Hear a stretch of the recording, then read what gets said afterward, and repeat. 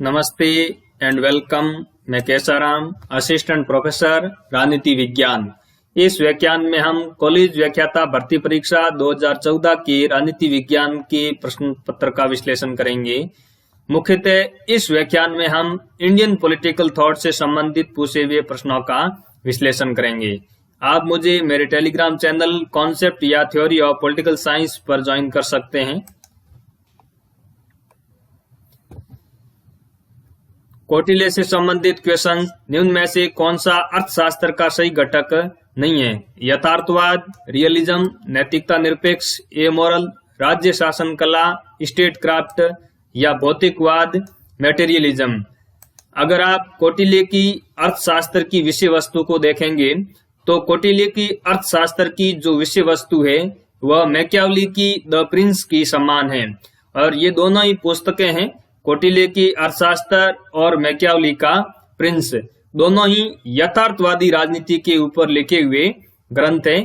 तो इस पुस्तक के अंतर्गत यथार्थवादी चिंतन है वो देखने को मिलता है।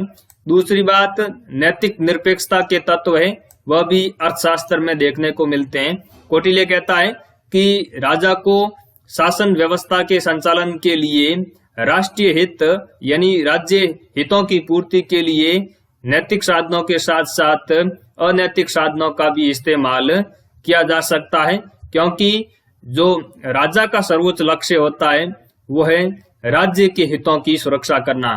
तीसरा, राज्य शासन कला, स्टेट क्राफ्ट यानी शासन व्यवस्था का संचालन कैसे किया जाना चाहिए। तो अर्थशास्त्र के अंतर्गत कौटिल्य राजा को यह बताने की कोशिश करता है कि शासन व्यवस्था का संचालन, प्रशासन का संचालन किस तरीके से किया जाना चाहिए, जबकि भौतिकवाद की बात है वो कौटिल्य के अर्थशास्त्र के अंतर्गत नहीं की गई है। दूसरा प्रश्न है, निम्न प्राचीन लेखकों में से किसे लोग भारत का मैकियावेली कहते हैं? भारत का मैकियावेली है वह कौटिल्य को माना जाता है। कौटिल्य की अर्थशास्त्र और मैकियावेली की द प्रिंस से इनकी तुलना की जाती है। इन दोनों पुस्तकों के अंतर्गत कई तरह की समानताएं हैं वो देखने को मिलती है। कौटिल्य का अर्थशास्त्र और मैकियावेली का द प्रिंस, ये दोनों ही ग्रंथ है वो यथार्थवादी राजनीति के ऊपर लिखे हुए ग्रंथ है, जिसमें ये बताया गया है कि एक शासक को, एक राजा को किस तरीके से शासन व्यवस्था का संचालन करना चाहिए जैसे कि राज्य के हितों की पूर्ति की जा सके। तो भारत का मैकियावेली है वो कौटिल्य को माना जाता है। तीसरा प्रश्न है, कौटिल्य की षड्गुण नीति का कौन सा पक्ष चढ़ाई करने से संबंधित है? आसन, विग्रह, संश्रय और यान।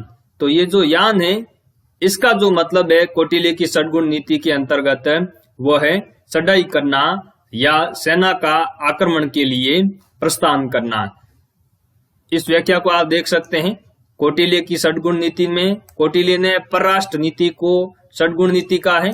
परराष्ट्र संबंध यानी विदेश संबंध स्थापित करने के लिए कौटिल्य कूटनीति और राज्य शिल्प के से आधार बताता है, जिसमें वो पहला बताता संधि।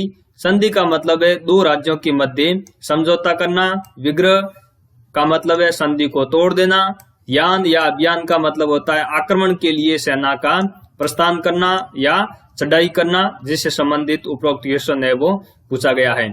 आसन, आसन का मतलब है ऐसी नीति अपनाना जिसमें शत्रुओं को आपस में लड़ने दिया जाए, वो अपने राज्य तक आंच भी न आने दी जाए।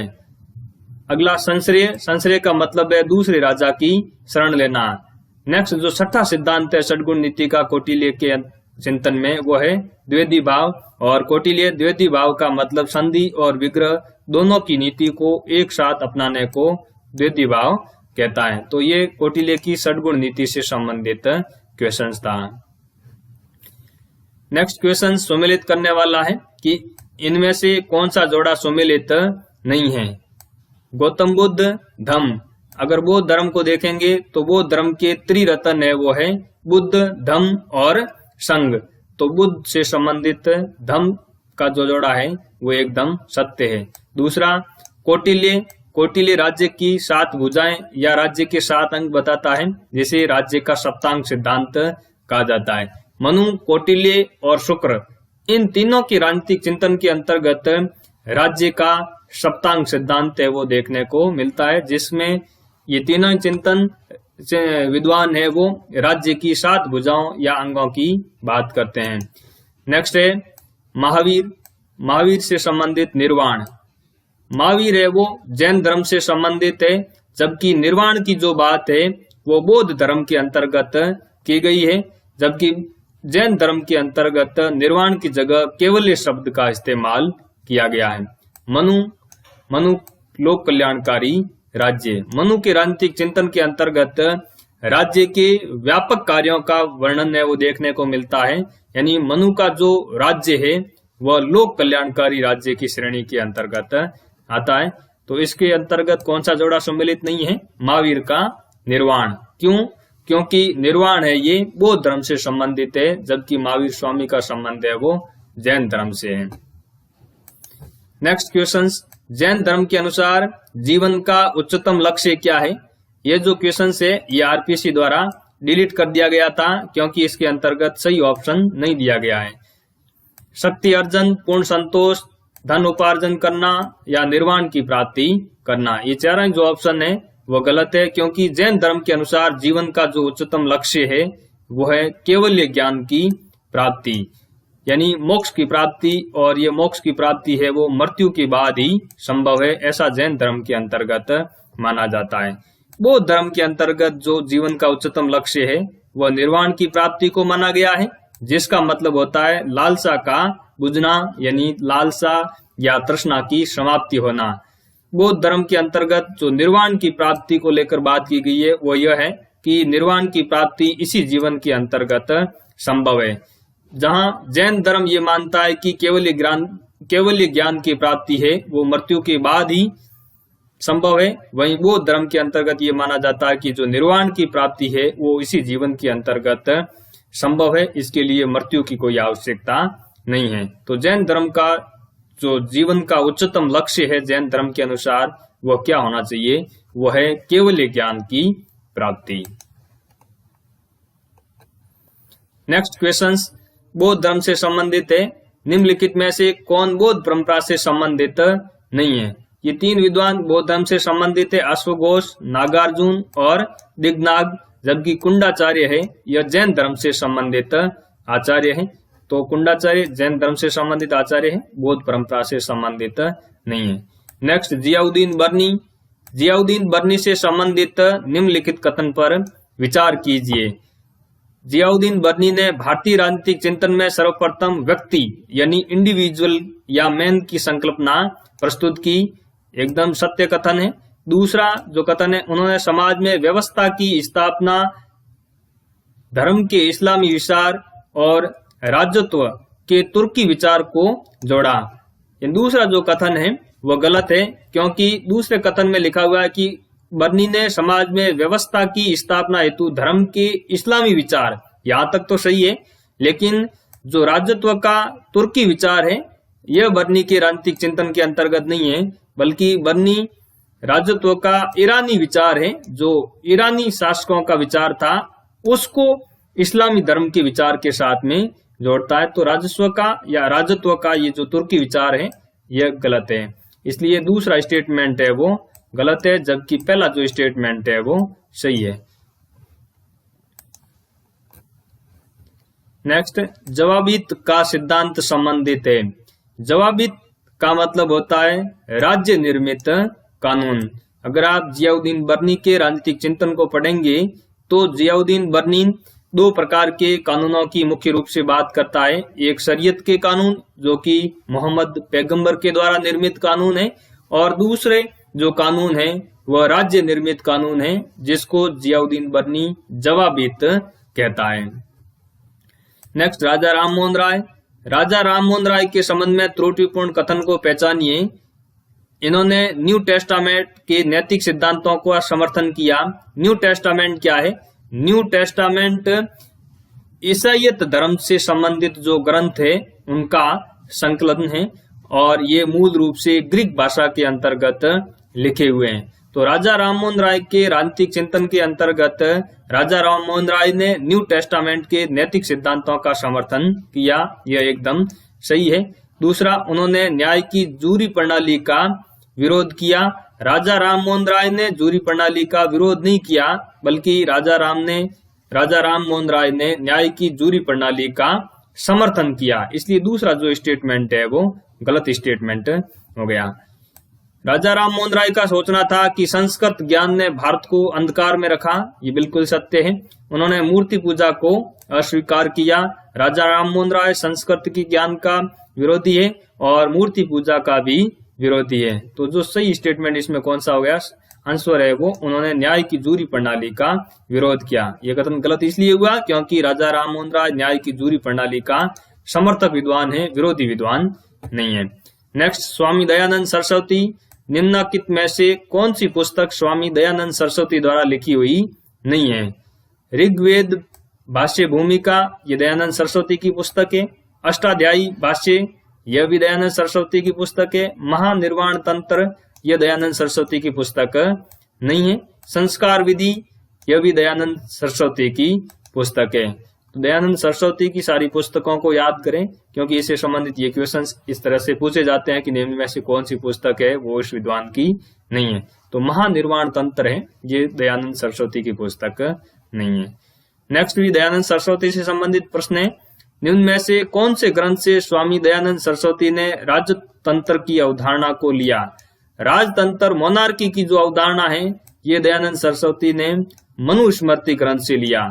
मनुस्मृति के अंतर्गत जिस प्रकार की राजतंत्र की अवधारणा का उल्लेख किया गया है उसी का अनुसरण है वो स्वामी दयानंद सरस्वती ने अपने राजनीतिक चिंतन के अंतर्गत किया। नेक्स्ट विद्वान सैयद अहमद खान, मुसलमानों के बीच लोकप्रिय राजनीतिक आंदोलन को हतोत्साहित करने के लिए सैयद अहमद खान ने विशेषतः किस राजनीतिक संस्था की स्थापना की थी? तो सैयद अहमद खान ने मुसलमानों के बीच जो लोकप्रिय राजनीतिक आंदोलन था यानी जो राष्ट्रीय आंदोलन था इसको हतोत्साहित करने के लिए 1893 के अंतर्गत जो संस्था स्थापित की वह थी Mohammedan Anglo oriental defence association of upper India. इस संस्था की स्थापना मुसलमानों में जो लोकप्रिय राजनीतिक आंदोलन या राष्ट्रीय आंदोलन था उसको हतोत्साहित करने के लिए सैयद अहमद खान ने इस संस्था की स्थापना 1893 के अंतर्गत की। तो सही ऑप्शन कौन सा है? पहला ऑप्शन सही ऑप्शन है। अगर देखा जाए तो सैयद अहमद खान है शुरुआती दिनों के अंतर्गत राष्ट्रीय आंदोलन के समर्थक थे, लेकिन बाद में जाते जाते उन्होंने अंग्रेजों को खुश करने के लिए इस तरह की संस्था की स्थापना की और राष्ट्रीय आंदोलन को हतोत्साहित करने का प्रयास किया। नेक्स्ट, सम्मिलित करने वाला प्रश्न है, लिस्ट फर्स्ट और लिस्ट सेकंड दी हुई है। लिस्ट फर्स्ट में विद्वानों के नाम दिए गए हैं और लिस्ट सेकंड के अंतर्गत उनसे संबंधित जो अवधारणाएं हैं उनको पूछा गया है। दयानंद सरस्वती ने वैदिक पुनरुत्थान की बात की, इन्होंने नारा दिया वेदों की ओर लौट चलो। सैयद अहमद खान का जो राजनीतिक चिंतन है उसके अंतर्गत धर्मनिरपेक्ष शिक्षा और इस्लामिक धर्मशास्त्र की बात देखने को मिलती है।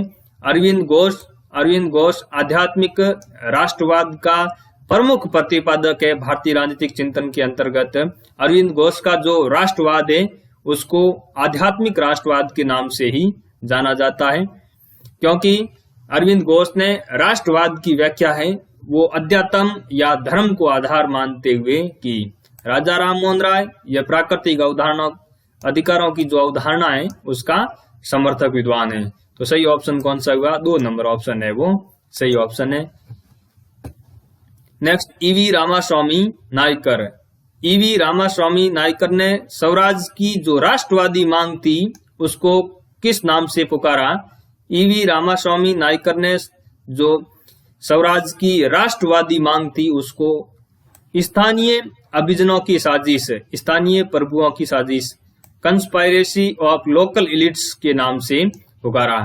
ईवी रामास्वामी शुरुआती दिनों के अंतर्गत भारतीय राष्ट्रीय कांग्रेस के अंतर्गत शामिल थे, लेकिन जब उन्होंने 1925 के अंतर्गत दलितों से संबंधित और पिछड़े हुए वर्गों से संबंधित आरक्षण की बात रखी तब वो प्रस्ताव कांग्रेस के अंतर्गत पारित नहीं हो पाया।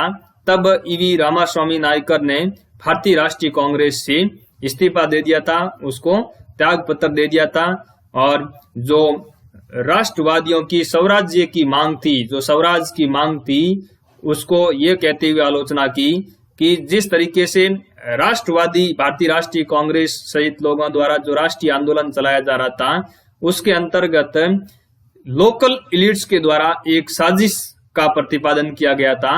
यानी जब अंग्रेज चले जाएंगे तब दलितों के ऊपर किसका शासन स्थापित हो जाएगा, ब्राह्मणों का शासन या उच्च जाति के जो लोग हैं उनका शासन स्थापित हो जाएगा।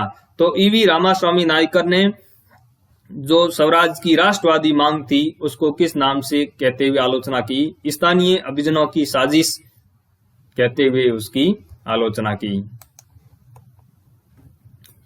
नेक्स्ट, दादा भाई नौरोजी। वैसे ये सम्मिलित करने वाला प्रश्न है जिसमें एक तरफ विद्वान, दूसरी तरफ उनसे संबंधित किताबों के नाम दिए गए हैं। सैयद अहमद खान की पुस्तक है causes of Indian revolt.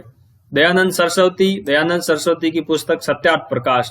Arvind Ghosh की पुस्तक है वो दी लाइफ डिवाइन। दादा भाई नौरोजी की पुस्तक है poverty and un British rule in India. तो सही ऑप्शन कौन सा है? 4 नंबर जो ऑप्शन है वो सही ऑप्शन है। नेक्स्ट क्वेश्चन, निम्न में से कौन चमत्कारी तत्वशास्त्री की बजाय अनुभववादी अर्थशास्त्री के रूप में जाना जाता है? तो अनुभववादी अर्थशास्त्री के रूप में जाना जाने वाला भारतीय विद्वान है वो दादा भाई नौरोजी है। दादा भाई नौरोजी की जो पुस्तक है poverty and un British rule in India, इस पुस्तक में दादा भाई नौरोजी ने धन निष्कासन के सिद्धांत का प्रतिपादन किया कि किस तरीके से जो अंग्रेज है वो भारतीय जो संपत्ति है, भारत का जो धन है, उसको ब्रिटेन की तरफ हस्तांतरित कर रहे हैं, जिसकी वजह से भारत के अंतर्गत गरीबी है वो लगातार बढ़ती जा रही है। तो अनुभववादी अर्थशास्त्री दादा भाई नौरोजी को कहा जाता है। नेक्स्ट, गांधी से संबंधित कथन और कांड से संबंधित प्रश्न दिया हुआ है। सत्याग्रह प्रतिरोध की अवधारणा का एक आध्यात्मिक और नीतिवादी स्वरूप है। यानी सत्याग्रह प्रतिरोध यानी विरोध की अवधारणा का एक आध्यात्मिक और नैतिक रूप है। बिल्कुल सही है, क्योंकि सत्याग्रह के अंतर्गत जो विरोध करने वाला सत्याग्रही है वो आध्यात्मिक सिद्धांतों का पालन करता है, नैतिक सिद्धांतों का पालन करता है। तो पहला जो स्टेटमेंट है कथन ये एकदम सही है। कारण आर, क्योंकि यह नैतिक स्वदेशीवाद पर बल नहीं देता।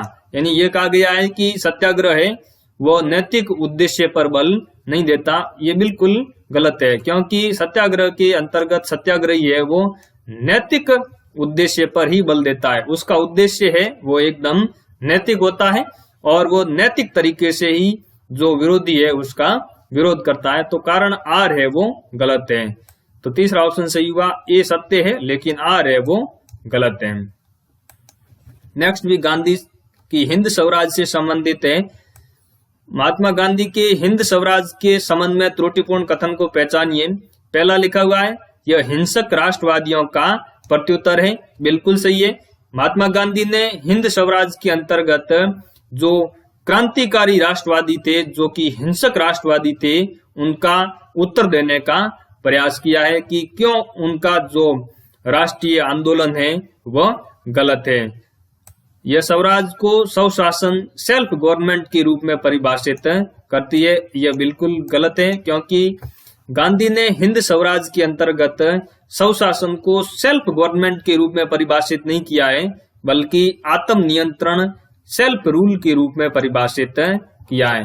गांधी जी कहते हैं कि स्वशासन का मतलब सेल्फ गवर्नमेंट नहीं है, बल्कि स्वशासन का जो मतलब है, स्वराज का जो मतलब है वह सेल्फ रूल है।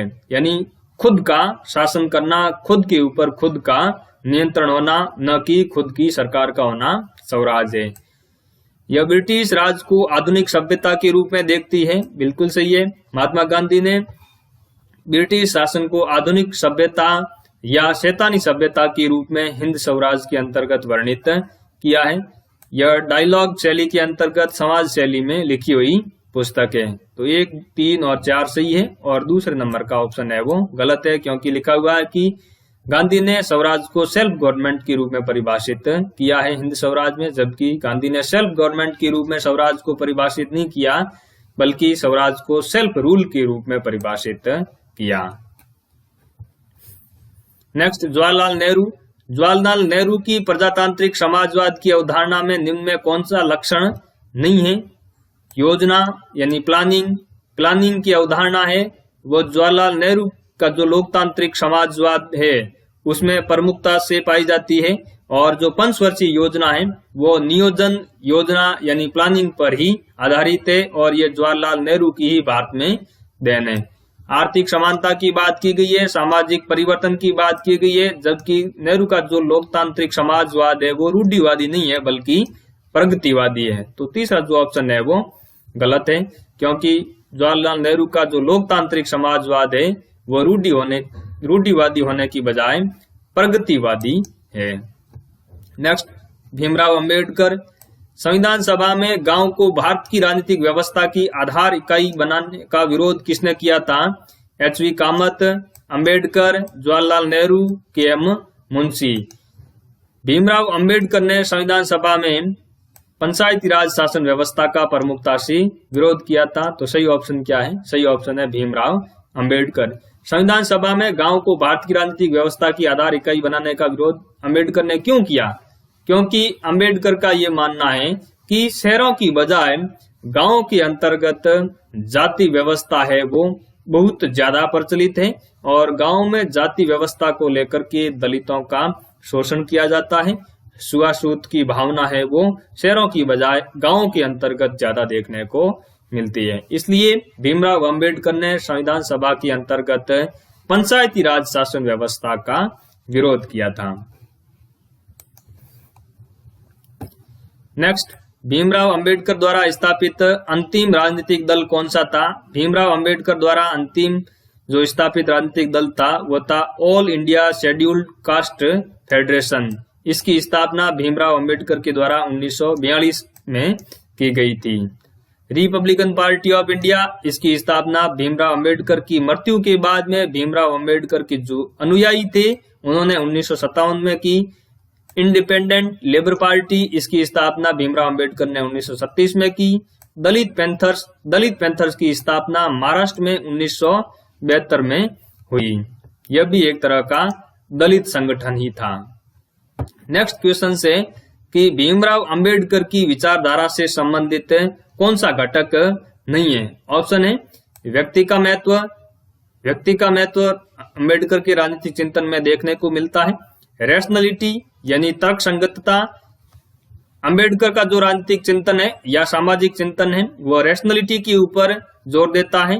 समता समाज यानी समाज में समानता की बात की गई है अंबेडकर के द्वारा। और जो चौथा ऑप्शन है वो है ग्रेडेड इनइक्वलिटी, श्रेणीकृत असमानता का अंबेडकर विरोधी है। इसलिए जो ये चौथा ग्रेडेड इनइक्वलिटी यानी श्रेणीकृत असमानता की जो बात है वो अंबेडकर की विचारधारा का घटक है वो नहीं है, क्योंकि अंबेडकर ऊंच नीच की भावना इस तरह का एकदम बिल्कुल विरोधी थे। नेक्स्ट, विनोबा भावे द्वारा वर्णित ऋषि खेती का सिद्धांत का क्या अर्थ है? विनोबा भावे के द्वारा जो ऋषि खेती का सिद्धांत है उसका अर्थ है बैलों के प्रयोग बिना खेती, ऐसी खेती जिसके अंतर्गत बैलों का इस्तेमाल नहीं किया गया हो उसे विनोबा भावे ऋषि खेती कहता है। नेक्स्ट सम्मिलित करने वाला है महात्मा गांधी के द्वारा ट्रस्टीशिप का सिद्धांत प्रतिपादित किया गया। जयप्रकाश नारायण के द्वारा टोटल रिवोल्यूशन संपूर्ण क्रांति का विचार प्रतिपादित किया गया। जवाहरलाल नेहरू के द्वारा पंचशील सिद्धांत का प्रतिपादन किया गया। और विनोबा भावे से संबंधित सर्वोदय की अवधारणा विनोबा भावे ने महात्मा गांधी से ही ली थी। इस तरह के प्रश्नों में आपको ऑप्शन देख करके सम्मिलित करना होगा। नेक्स्ट, जयप्रकाश नारायण दल विहीन लोकतंत्र सिद्धांत के समर्थक कौन थे? जयप्रकाश नारायण ये मुख्य रूप से दल विहीन लोकतंत्र के समर्थक थे।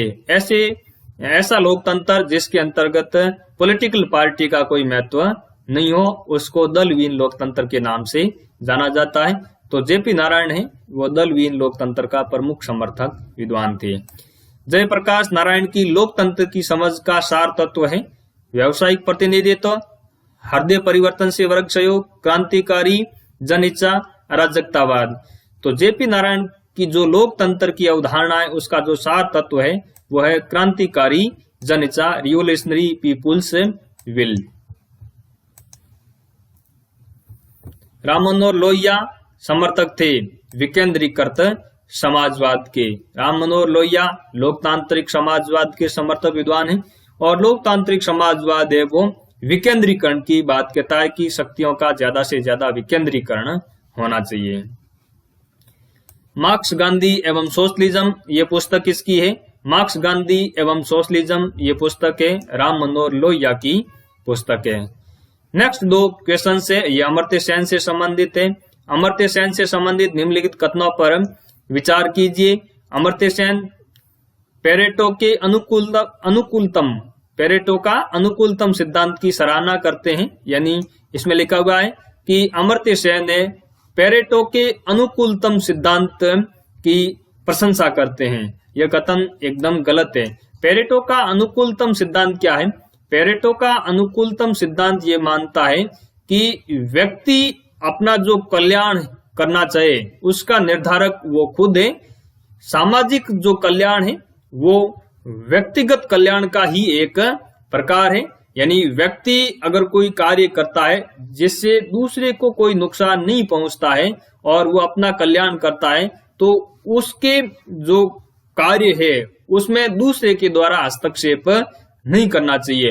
यानी कुल मिलाकर के पेरेटो के अनुकूलतम सिद्धांत के अंतर्गत ये माना गया है कि जो सामाजिक कल्याण है वो व्यक्तिगत कल्याण का ही योग है, यानी इसमें व्यक्तिगत कल्याण पर ज्यादा जोर दिया गया है। इंडिविजुअल की जो अवधारणा है उसमें ज्यादा जोर दिया गया है, सामाजिक कल्याण पर इसमें बल नहीं दिया जाता है। तो इस तरह का जो चिंतन है वो अमर्त्य सेन से मेल नहीं खाता।